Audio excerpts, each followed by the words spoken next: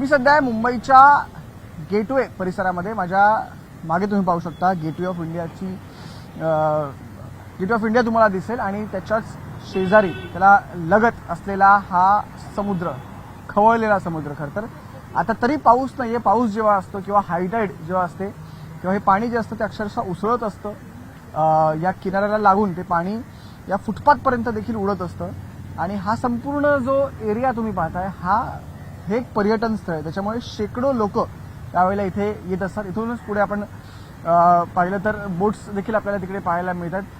बोट्समध्ये बसून पण लोक पलीकडच्या बाजूला जातात आणि एकंदरीत परिस्थिती पाहिली पावसाळ्याची तर थोडीशी चिंताजनक असते, कारण की अनेक अपघात इथे या भागामध्ये घडत असतात. आता देखील आपण पाहिलं की पाणी आपटलं आणि किती उंच पाणी तिथे उडालं होतं.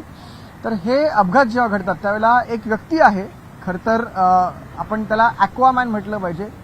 व्यवसायाने ती व्यक्ती पावाचा व्यवसाय करते. सायकलवरून कोलाब्यामध्ये गल्लोगल्ली जाऊन पाव विकते. मात्र हाय टाईडच्या वेळेला किंवा मुसळधार पावसाच्या वेळेला ती व्यक्ती याच भागात तुम्हाला दिसेल. जे लोक आतमध्ये पडतात, जे लोक बुडत असतात, स्वतः ही व्यक्ती समुद्रात उडी टाकते आणि त्यांना वाचवण्याचं काम करते. आपल्यासोबत स्वतः ॲक्वामॅन मोहम्मद नाजिमजी आहेत. मोहम्मदजी, किती वर्ष हे काम करताय तुम्ही? 88 पासून मी ते इकडे काम करतो. 88 पासून इथे कोणी पडला तर एक अगोदर मी, कोणी पडला तर मी काढतो. मला कोणी काय देत नाही, पण आपल्याला असा खुशी वाटते की कोणी आपल्याला काहीतरी देतो. अरे खुशी भेटतो. काय त्याची जीव वाचले ना, मला लय आनंद वाटतो की ते वाचलं आपण आपल्या. मला सांगा, तुम्ही म्हणताय की 88 पासून तुम्ही हे सुरू केलं. तुमचा जन्म नेमका कुठचा आहे? किती सालचा आहे? कुठे राहिलाय तुम्ही? मी इकडेच राहतो, कुलाबा आझाद नगरीमध्ये राहिला आहे. माझा जन्म इथे झालाय स्टँड प्रायव्हेट दवाखान्यामध्ये. जन्म इकडे झाला. किती सालचा आहे? किती वय आहे तुमचं आता? आता मी 74 ची पैदाईश आपली. आता किती 53 लागलाय. बरोबर. आपली 74चा जन्म तुमचा. म्हणजे जेव्हा तुम्ही हे सगळं सुरू केलं तेव्हा तुमचं जेमतेम वय असेल 15 किंवा 16 वर्ष. तर मला सांगा, तुम्ही का सुरू केलं? म्हणजे हे अचानक तुमच्या मनात का आलं? हे माझ्या मनात हा आला की कोणी पळत ओढतं आतमध्ये, कोणी उडी टाकली तर पडला एक अगाधार. फक्त इथे काय पब्लिक फक्त आवाज मारत होती की वाचवा वाचवा वाचवा. कोणी जात नाही आतमध्ये. तो माणूस काय होतो, पडून मरून जातो. मी माझ्या डोक्यात आला की मी थोडा मोठा होणार, तो लोकांची जीव वाचवायसाठी पावणार. ते माझ्या अल्लाने मला ते कबूल पण केला. मी गावी शिकला तो नहरमध्ये. इथे पण येऊन थोडा काय थर्माकोल लावून थोडा बहुत मी प्रॅक्टिस केली सुंदरनगरीमध्ये. मला सांगा की कधी असं घडलं होतं का की कुणाचा मृत्यू झाला आणि तुम्ही ते पाहिलं आणि मग त्याच्यानंतर तुम्हाला ते वाटलं की नाही, शिकलंच पाहिजे आता?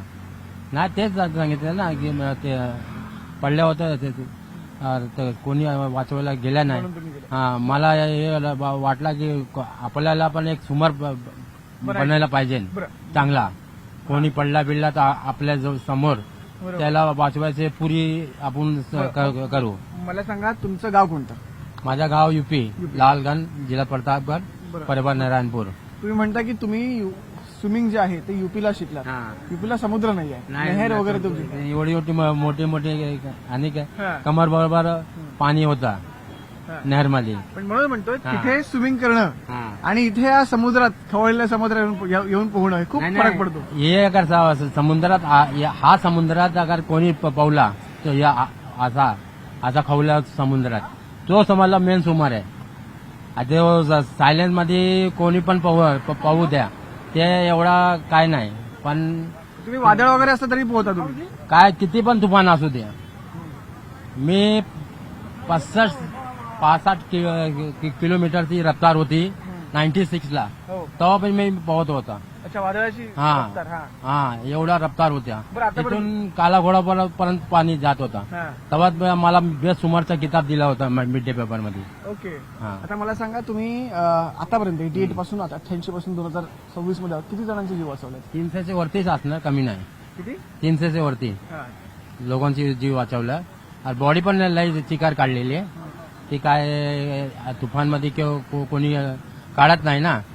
मी कस्टम पण तिथे जात नाही. तुफान पण असणार. मला तिकडे मी जातो.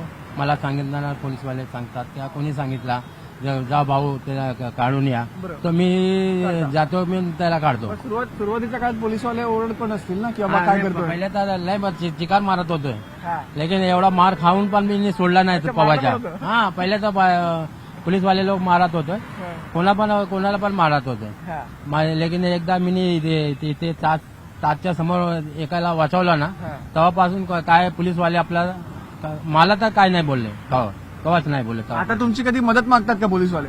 हा, मागतात ना. कोणी एखादा पडला या बॉडी काढायला, हा, मग फोन येतो. हा फोन येते, तर मी येतो इथे. अगर मी स्वतः मी समजतो, अगर माझ्या समोर अगर त्यांना आपल्याला कॉल केला, हा.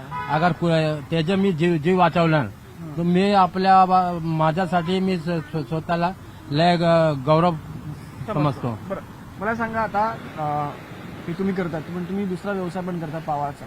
नाही, मी पाव विकतो. नंतर घरी जातो. पहिले नाश्ता पाणी तर पाहिजे ना. हा. नंतर इथे येतो 11 साडे 11 वाजता. जसं ते हायटेड असते ना, ते दररोज पावणे तास वाढतो. पहिले होणार 11 वाजता. बरं, असं कधी घडलंय का, कधी तुम्हालाच भीती वाटली की आता ही खूप जास्त वादळ आहे, खूप खवळलंय समुद्र? असा का खुदाची कृपा आहे की मला अजूनपर्यंत असा झाला नाही. मी इकडे लहानपणा आला ना, मी तिथे 4 नंबर जेट्टीला भवरत उडी टाकत होते. हा. हा, एवढा आपल्या जेव्हा एवढा एक्सपिरियन्स आहे हा. की भवरात मी उडी टाकणार, हा. मला कसा निघायचा आहे. बरोबर. हा, आपण इथे मी जेव्हापासून सुरू केलं ना, तेव्हापासून मी इथूनचा चॅम्पियन आहे. बरोबर. हा, 88 पासून. मला एक शेवटचा प्रश्न, मला सांगा, तुम्ही इतकं करताय, कधी तुम्हाला कोणी ऑफर नाही दिली का की आमच्याकडे लाईफ गार्ड म्हणून काम करा किंवा काय? आता काय कोणीच नाही दिले. मी पहिल्या न्यूज वाले येत होतं ना, कोणी पडला तर अगर ते मी ना असणार, तो पडला, तो मेला, तो तेव्हा न्यूज वाले येते कसा झाला, तो मग कसा मेला, कोणी बघितलं होता काय नाही. आम्ही सांगितलं, लय कोणाला सांगितलं होतं न्यूजवाल्याला, लेकिन तो आपला जो मी काय बोलला ना, ते नाही टाकत होता. बरोबर, म्हणजे तुम्हाला लाईफ गार्डची नोकरीचं हे नाही. हा, संधी नाही मिळाली. नाही मग मिळाली. तुम्हाला याच्यानंतर पण काही तुम्ही अपेक्षा आहे का, संधी मिळायला हवी? कारण एज फॅक्टर पण आहे म्हणा. म्हणजे माझ्या तिथे गुंजाईश होती ते बघा, इथे काय लाईफ गार्डच्या इथे काय पण नाही. हा, इथे बंदोबस्त आहे नाही, कोणी एक पण लाईफ गार्ड इकडे नाही. अगर मला अगर नोकरी इथे गावली असता, गावणार, ती मी ते 8 तास नाही तर 10 तास तो करणारच ना ड्युटी. हा, कंपनीचा असणार मी, तो कोणी पडणार नाही. पडणार तर माझ्या समोर त्याला वाचवायचा पुरा आपला संघाला असणार.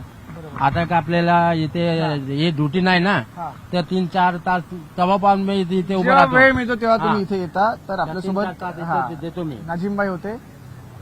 दिवसातून 3 ते 4 तास ते याच ठिकाणी असतात. खरं तर हा संपूर्ण परिसर आहे तो पर्यटनाचा परिसर आहे. अनेक खरं तर शेकडो लोक इथे येत असतात आणि कोणी इथे कधी पडलं तर नाजिमबाईंना पहिला फोन जातो की नाजिमबाई, कोणीतरी पडलंय, तुम्ही मदतीला या. ते येतात आणि याच कठड्यावरून ते उडी टाकतात समुद्रामध्ये. समुद्र किती खवळलेला असला तरी, किती वादळ त्या समुद्रात असलं तरी, किती वेगाने वारे असले तरी, किती मुसळधार पाऊस असला तरी नाजिमबाई त्या समुद्रामध्ये उडी टाकतात आणि समोरच्या माणसाला वाचवतात, त्याचा जीव वाचवतात. त्याच्यामुळे एकंदरीत आपण नाजिमबाईकडून जाणून घेतलं की का त्यांनी असं सुरू केलं. तर अर्थात त्यांचा जन्म इथला आहे, त्यांनी इकडे अनेक लोकांना बुडताना पाहिलं आणि त्यानंतर त्यांच्या मनात असं आलं की मला कुठेतरी या लोकांना वाचवायचं आहे. आणि आज गेली अनेक वर्ष 88 पासून सुरू केलेलं काम आहे. आज 2026 मध्ये आपण आहोत. अजूनही वयाच्या 53व्या वर्षी सुद्धा नाजिमबाई त्याच जोशाने समुद्रात उडी टाकतात आणि समोरच्या व्यक्तीचा जीव वाचवतात. व्हिडिओ जर्नलिस्ट प्रवीण शेट्टी यांच्यासह मी संकेत वरात, न्यूज 18 मराठी, मुंबई.